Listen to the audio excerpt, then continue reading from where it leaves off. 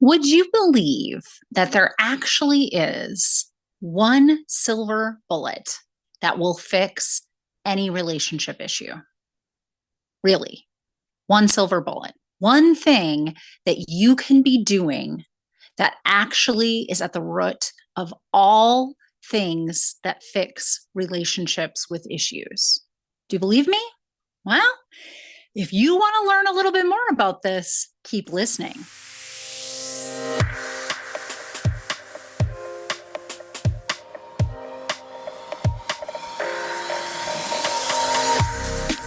You're listening to Straight from the Psychologist's Mouth, a podcast that teaches women in midlife to unapologetically stop silencing their dreams and start designing the lives they want to live in. I'm your host, Dr. Natalie, and as a clinical psychologist of the last 2 decades and a twice divorced single mother myself, I not only know how hard it can feel heading into midlife, I am living it right here with you. I've taken all the many failed attempts and lessons learned in my own life and combine it with my extensive clinical experience to give you the tools you need to make midlife the best time in your life. No joke. So let's get started.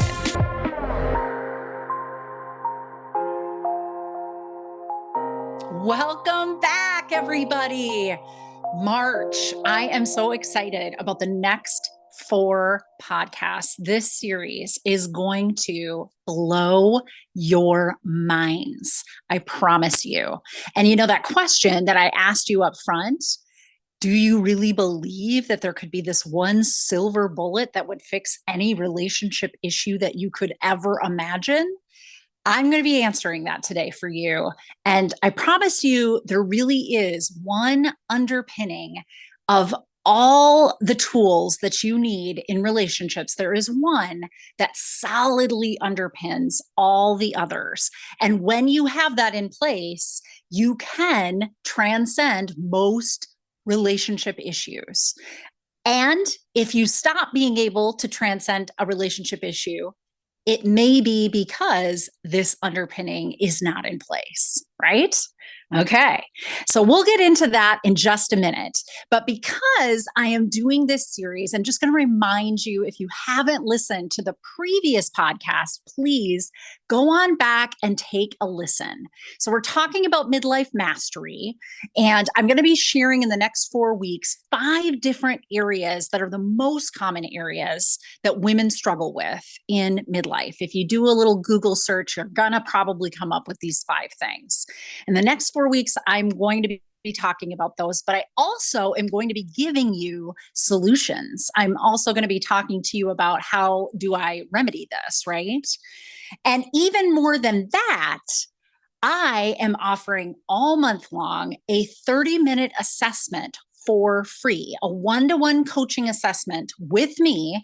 So it's both coaching and assessment where I can tell you within 30 minutes whether or not you're headed for a midlife crisis, and if you are headed down that way, where you are vulnerable, and even give you some tools in your toolkit so that you can get past or move around this midlife crisis in the making instead of heading straight into it, right? Okay.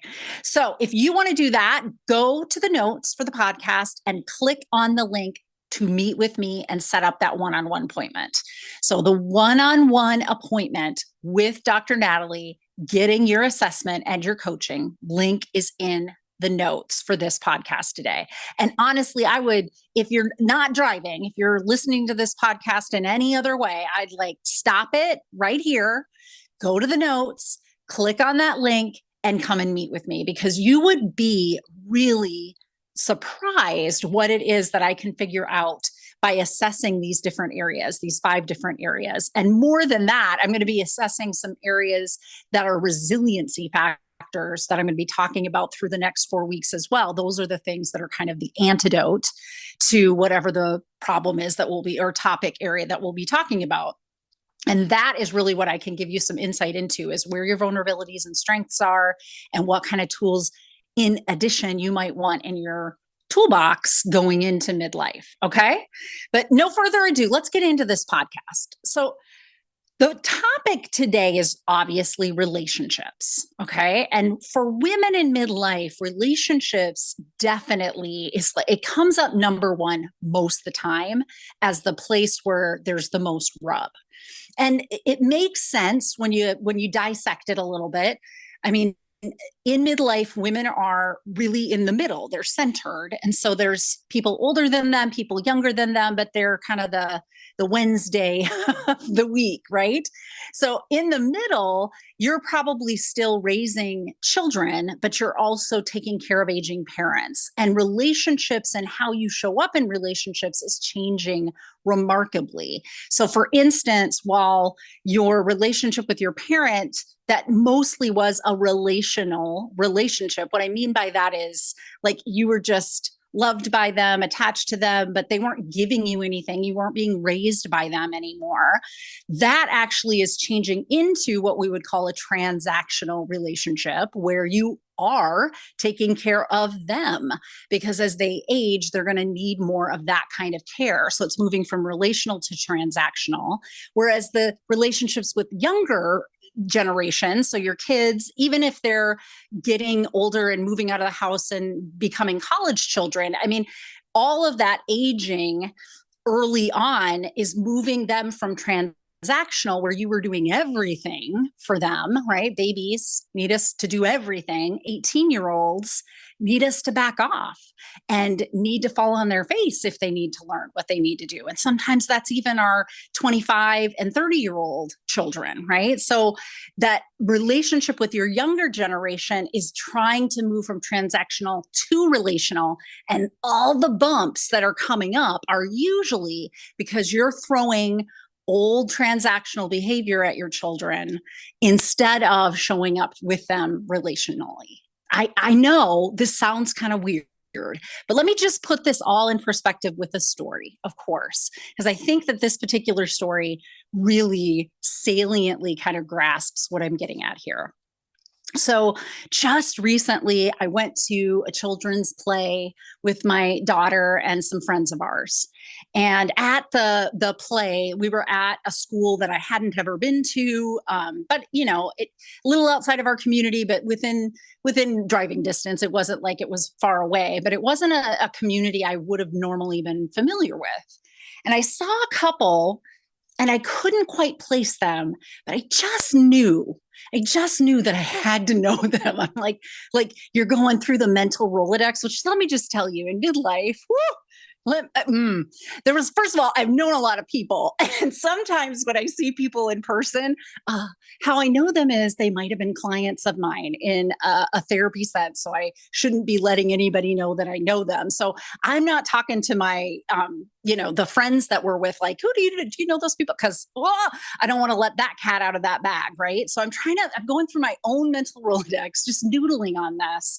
And it all of a sudden hit me that this was a couple that I sat next to on basketball benches for an entire traveling basketball season that my son had in the 5th grade.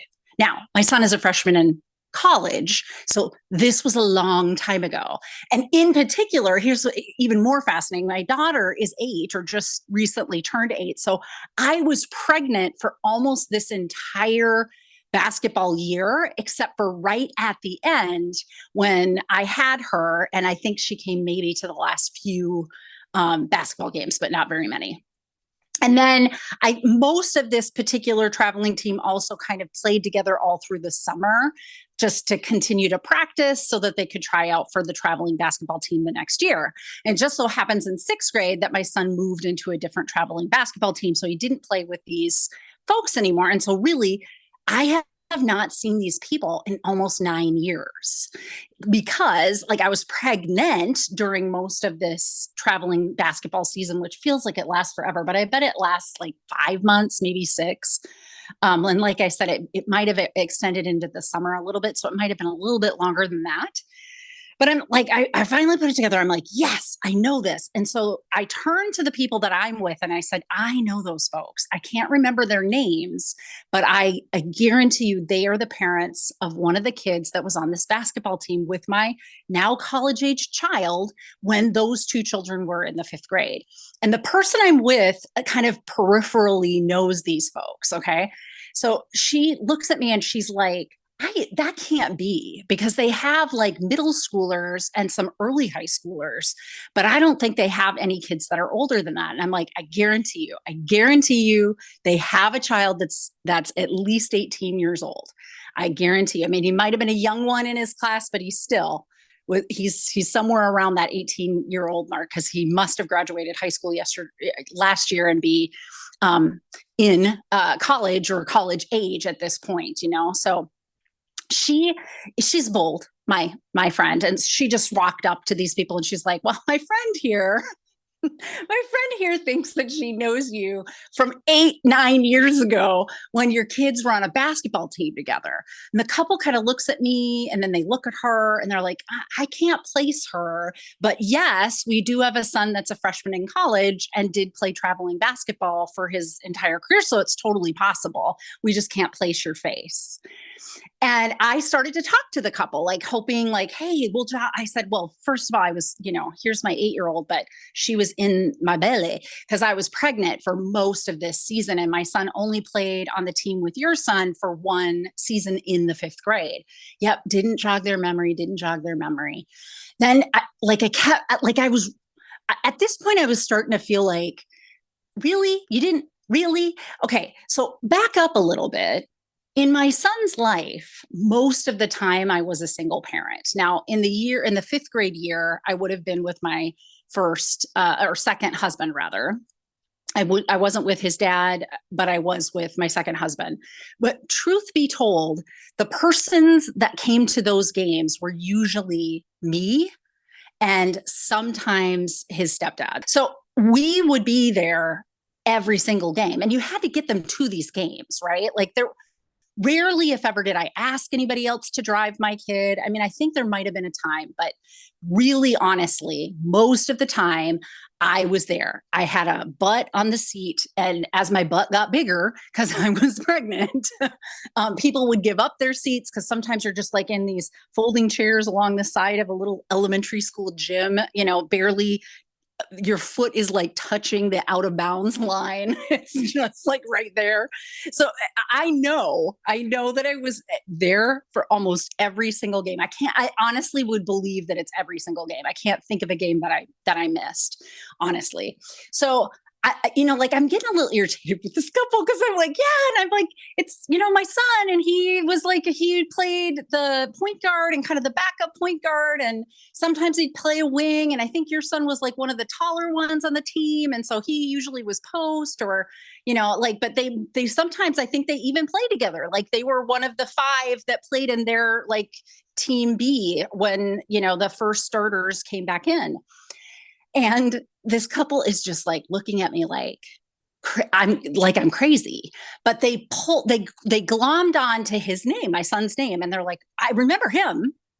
And then they start like like you can see their mental Rolodex going and they're like, yeah, his dad always came to the games. Yeah, I think it was his dad. Well, I don't know. His dad always was there or some guy was always there. I know that we sat next to his dad a lot, but I guess I never saw you. Maybe you were not very many games. Oh my God. Like the bottom dropped out.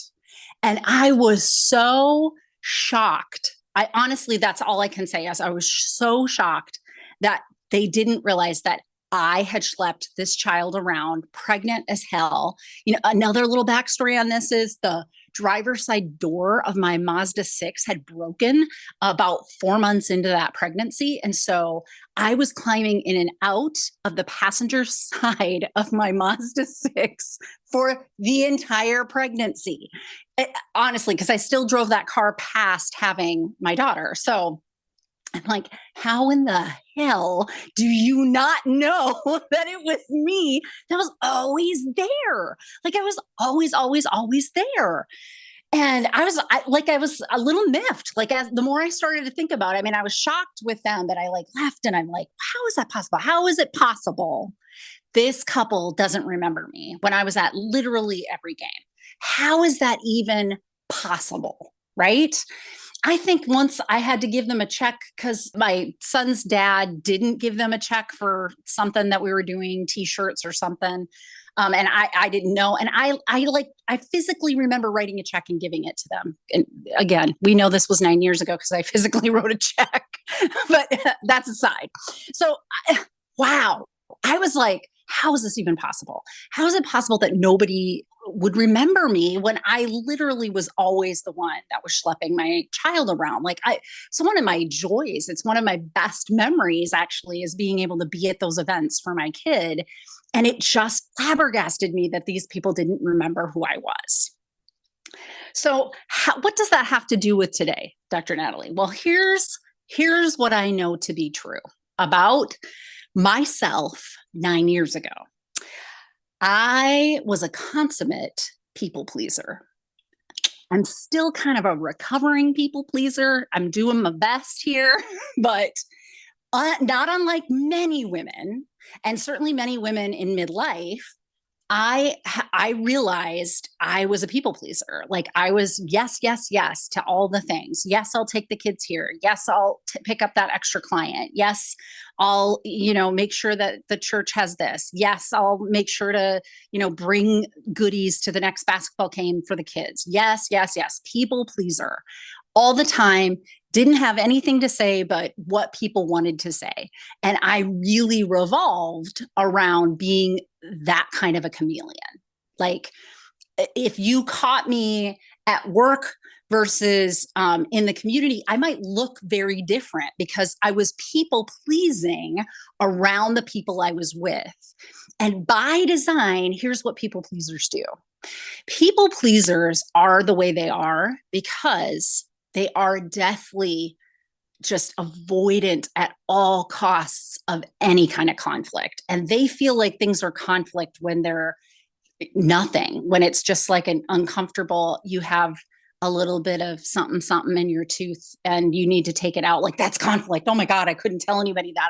I would just have to let them have the thing in their tooth. I could never tell them that they're sitting here and smiling at me with a thing in their tooth. Like this is like consummate people pleasing. This is just, DEFCON 5 people pleasing. And I was one. I definitely had not shed that from my family of origin stuff. So again, for those of you who don't know, because I've shared this stuff in the past, but I come from alcoholic family system. And so there's like all these codependency patterns. And one of the most like virulent ones in my life is how I would describe it was always my job to make sure there wasn't conflict in the house, or at least there wasn't conflict for my younger siblings and I.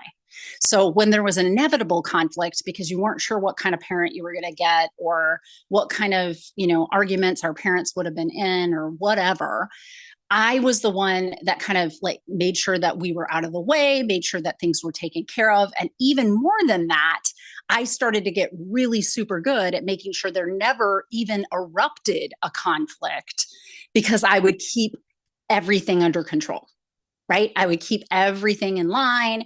I like you guys, I started doing hamburger helper dinners. Again, I'm aging myself, but I started doing those when I was like 8 years old by myself at home, making that. When I was that same age, I was packing the lunches for me and my younger siblings. It's like from the get-go, my whole job was to be sure that my parents had nothing to be upset by, that we were always doing and being and at the places we needed to be. And that's where I started learning this. And even 9 years ago, I was still deep in being a real strong people pleaser. And what I know to be true is if you're always avoiding conflict, you're in the background. People pleasers, one of the reasons they get so resentful, and they do get resentful because they're doing all these things and nobody sees it and nobody's giving them any validation for it at all. But one of the reasons they find themselves in that position is you make yourself part of the background. You aren't standing out. that is actually why you're doing the people pleasing. You are avoiding any kind of novelty or conflict. I mean, you think of things like novelty as conflict. You're not making a wave, you're not saying things. None of that is going to happen. You are just people pleasing, people pleasing. And inevitably, what will happen is people don't recall you because your job was for them not to recall you. What? Dr. Natalie, are you kidding me right now? And I know there are some of you out here listening to this podcast, like, uh, fireworks going off in your brain. Like you have put it together. Oh my goodness, that's exactly what happens to me. I'm a people pleaser. And listen, most women are. Most women are acculturated as caregivers to be people pleasers and to, as much as they possibly can, not create any conflict and make sure that everything runs smoothly. Does this sound familiar? Yes. So, most of us have some version of this. Not all of us have it at a, DEFCON 5 level that I did coming out of, the trauma situation of living in an alcoholic family home, which it is a trauma situation. And even though I'd done work, I mean, I was knee deep in being a psychologist and doing my own work and my own therapy, still had not laid down the people pleasing rod or whatever I was holding up. Clearly, because when I run into this couple just a little while ago, they couldn't remember me. They could remember my son. They could even remember his stepdad that came with me some of the time to the games. And his stepdad was a real friendly guy. My second ex-husband, real friendly guy, always talking to everybody, always chumming it up, making new friends everywhere he went, right? Like that was one of his really great qualities. And mine was to be in the background, was to literally be a wallflower. Like I didn't want to make a ruckus of any kind. That for me felt like a threat. That for me felt like conflict, and it felt like a threat. So I just made myself in the background.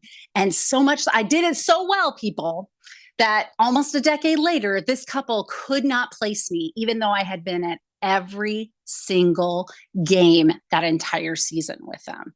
Now I'll give them, I mean, they're midlife too. And so I'll give them some credit that it's 10 years ago, but they remembered my son and they did remember my ex. And so clearly it isn't that they didn't have some memory issue. Like they were remembering things and they were specifically not remembering me, which means I did my people pleasing job the way it was supposed to be done.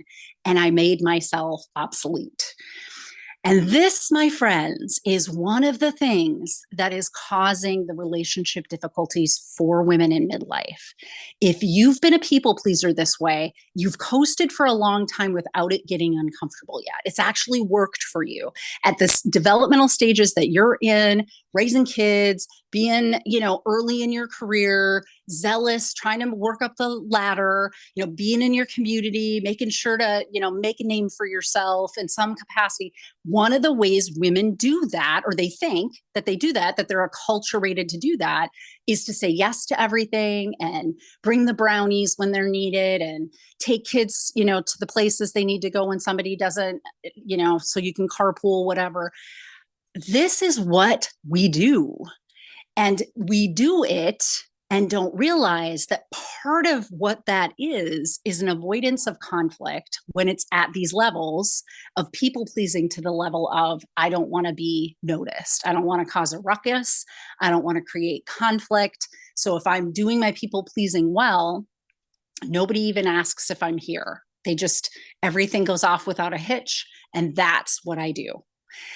So I realize now in hindsight that this definitely was the thing that was happening when I ran into this couple. But what I also know to be true is that for women, when these relationships that I talked about earlier, your parents are aging, it's going from a relational, just loving and caring for one another and, having an attachment to these people. It's turning from that to more transactional. I mean, it's not like you don't have a relationship with them, but there's a lot more transactional stuff happening. And what transactional stuff is just that it's those caretaking things. Parents that need help getting all the stuff out of their house. They want to downsize. Parents needing help into assisted living. Parents needing help into higher levels of care, having to make decisions when, one parent dies and another one is still living, having to caretake An older generation is moving from that relational relationship into a transactional relationship. And simultaneously, the relationship with your children is turning from a transactional relationship where you did all the things, the brownies, the carpools, the games, all the things, right? You're moving from that into a more of if you're doing it correctly with your young adult children, if you want to do it healthily, you're moving into a relational relationship, meaning I'm not going to make those decisions for you, but I am 100% your biggest fan. And right here, when you fall, I will help. If you ask me for help, I am there. But I am not going to transactionally insert myself and tell you how to do things anymore, because that is not what you need from me at this stage in your life. You need to figure this stuff out. I've given you lots of tools. You probably do know how to do this, but you're going to have to learn in vivo how to get that going. So that relationship moving from transactional to relational. Well, here's the thing about people pleasing. People pleasing is really wrapped around which of those two styles you're doing. You can be a people pleaser relationally and transactionally, but they look very different in both of those categories. So transactionally, what it looks like is you over anticipate and you make sure that things are taken care of before anybody has even realized that there was something to be taken care of. You are 5 steps ahead of everybody. Now, when kids are young and we're all in the car and so-and-so forgot his socks and we're on a trip and so-and-so forgot his skates and we're going to hockey and we needed those brownies, but nobody was going to bring anything and you just happen to have some extra stuff in the car, that's amazing. Your people-pleasing powers really work well in that transactional world.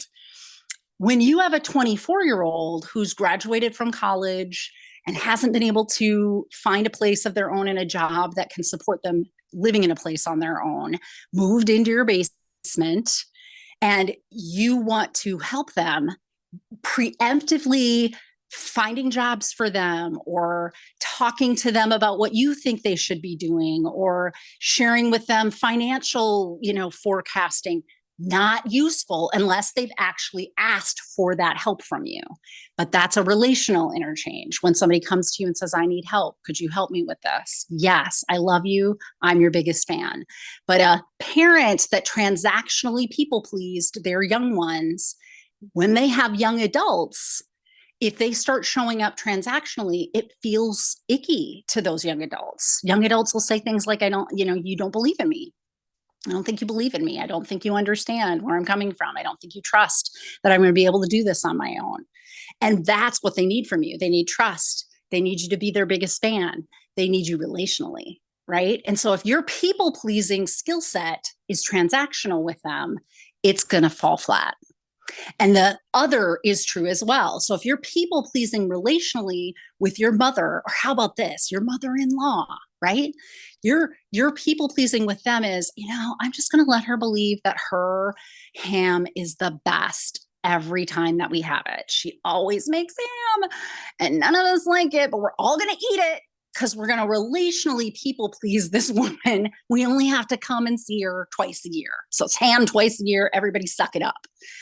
If that's your people pleasing with that older generation, and now you need to start making concrete transactional decisions for them, like where are they going to live in assisted living or should they be living in assisted living? And they don't want to be living in assisted living.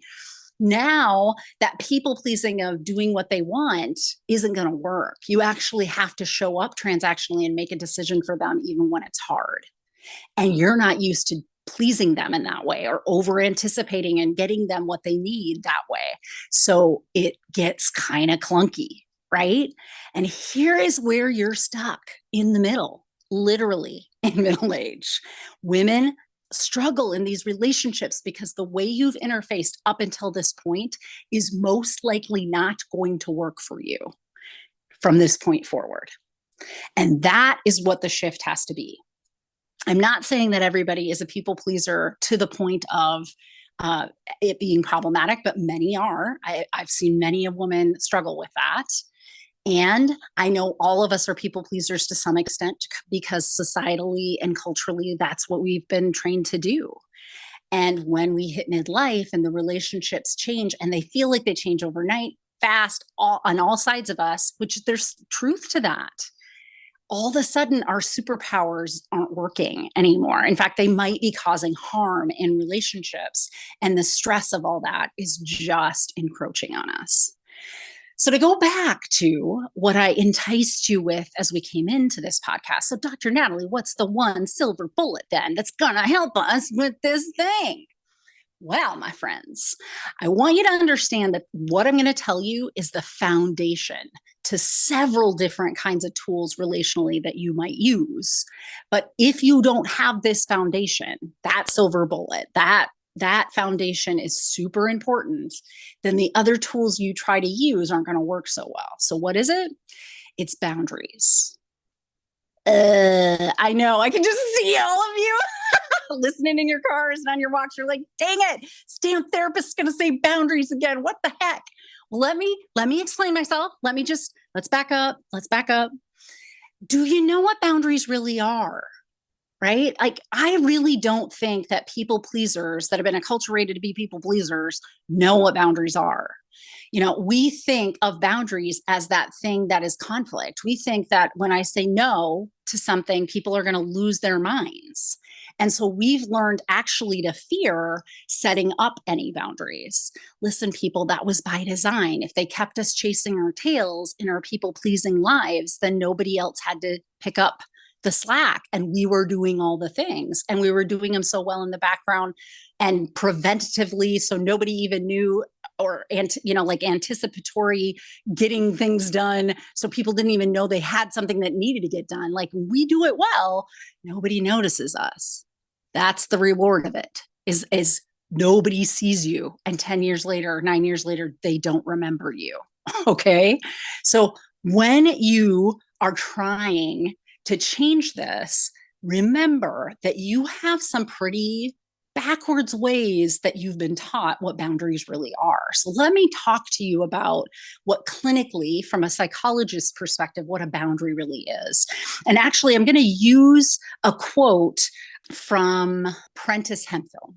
And she is a mental health professional, a researcher on this subject, on this area of boundaries, among other things, really about empowerment for people on intersectional levels. So women of color, and the fact that there's sexism and there's pay scale differences and all the things. Okay. But Prentice says this: boundaries are the distance at which I can love you and me simultaneously. That's the sweet spot, my friends. So I want you to think about, when you are people pleasing, do you respect yourself? Or do you find yourself caught up in some of these things where you've said yes to too many things and don't know how to say no, and back out of things and you're burning out? I know you do, just because I've been in this field for long enough to know that's a pretty common occurrence. I've also been a woman for 47 years. Like, I know it's a pretty common occurrence. We're doing the best we know how. We're people pleasing because that's what we've been taught, and we've gotten rewarded for in some capacity. But at some point, we overstep the boundary of being able to love ourselves the same amount as we're loving the people we're saying yes to. And this is where resentment builds, because there's no awareness that we're doing all of that. If we're doing it well, we're in the background. People don't notice that we're giving so much of ourselves. They're not giving us any credit for how much we're giving. And so we don't like them, or we don't like us, right? There's one way or the other. Either you're going to start to be really resentful and not love them, or you're going to start to not really like yourself and not really think very much of yourself because you just keep saying yes to all the things. Do you hear what I'm saying? So the premise of boundaries is really quite simple. It's coming to that middle place where everybody is benefiting from what is happening. And no only comes up when not everybody would be benefiting to what's happening. When it becomes unequally yoked, then you say no, right? So when it's the, PTA meeting on top of all the other things that you're doing in your life, when they ask you to come and you're like, I literally don't have an hour a month. That's legitimately the case. I do not have an hour a month. If I give you that hour, I'm taking it from me, or I'm taking it from some other obligation that I have, because I don't really I have nothing left to give. So something will have to slip off. But here's the thing about how we show up to this, is that no one's ever thinking that something's going to fall off. We just keep deluding ourselves into believing, if I keep saying yes, I'll just come up with some more energy. I don't know. Like, I'll just come up with some more time. Right? So we're not thinking about that. And when we're not intentional about what comes off our plate, then our plate is deciding for us what's coming off the plate. And it usually comes off in some sort of spectacular fashion where you feel crummy at the end of it. It's like you forgot to get the costume ready and it's Halloween in 2 days, or you forgot to, show up to some meeting that you had. I mean, I've done it. I've not shown up to things. I've forgotten things. My kids have not been happy with me. My clients have not been happy with me. My significant others have not been happy with me when I've said yes, yes, yes, yes, yes so many times that something got lost in that shuffle. So saying no is not a confrontation. Saying no is the balance keeper. Saying no is just saying, I, at this level, can love you and me equally and simultaneously. But if I say yes to something that you're asking of me, I'm saying no to something for myself or another obligation that I have. And that is unequally yoked, and it's going to build resentment, or I'll stop loving you as much, or just feeling worthless yourself, like feeling like you're not enough, not good enough, because you can't keep up with it all. And this is literally what it comes down to. So I know it doesn't sound like a really fancy, sexy silver bullet, but I promise you that premise is everything else is based on that. You can go and, do the John Gottman and his research is on married couples and the 4 horsemen. There's like 4 different negative things that couples do that are strong predictors, like 90% strong predictors that marriages or relationships, significant relationships, will fail. But all the things they're going to teach you to do are on top of a premise that you are boundaried enough that you're only saying yes as long as you can simultaneously love yourself and love the other person equally and simultaneously loving them. So I'm telling you, it really is kind of a silver bullet. And it will be a huge strength of yours if you can start to build the capacity to have boundaries in this way. And I know that boundaries, you can't just flip them on. It is an actual skill. And more than being an actual skill, it has other skills that feed into it. So, in my course rooms, I talk about self-awareness skills and self-compassion skills. Compassionate self-awareness of what you're doing when you're doing it is essential. If you don't know that you're unequally yoked, you don't know. You don't know that you're not loving you and the other person simultaneously. You don't know that the skills are off. So there are skills under skills as well. And if boundaries is a place that you're vulnerable, I would tell you, book now with me for your half-hour one-on-one session. Let's assess where the strengths and weaknesses are, and let me give you some ideas of what you need to do. This is literally no obligation. This is just a 30-minute free session to you. If you're curious at all, go to the notes today and click on the link to meet with me for that 30-minute session. And let's figure this out for you, because I'd really love to help more women figure out where this people-pleasing machine that we've been taught to be is going to fall down on itself in midlife and beyond, because relationships are changing and this style won't work for you anymore. And that's just the way the cookie crumbles, my friend. So let's stay compassionately self-aware out there, all right? And let's learn to love our stories. Let's be sure that we are taking care of ourselves in an equal, simultaneous way as we are taking care of the others in our life. And if we keep that balance, wow, then we can love our stories. I promise. Remember to like and share these podcasts with anybody that you think could hear this, could use this. There's a lot of yes, yes, yes, yes, yesers, people pleasers out there. So any of the people pleasers in your life, women or not, anybody could benefit from hearing what I just told them. I mean, what I've told all of you. You need to figure out how to have that balance. So please like and share all of the podcasts in March, because they're all going to be coming at some of these major areas.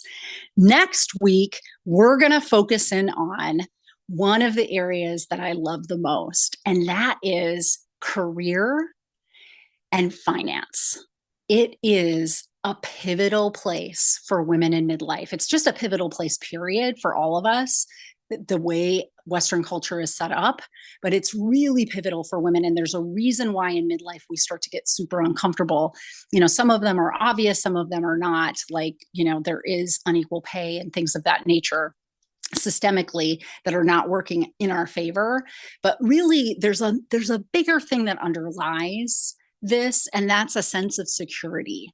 And so we're going to get at that in next week's podcast. So be sure to come back and listen to what resiliency factors I suggest you have around that.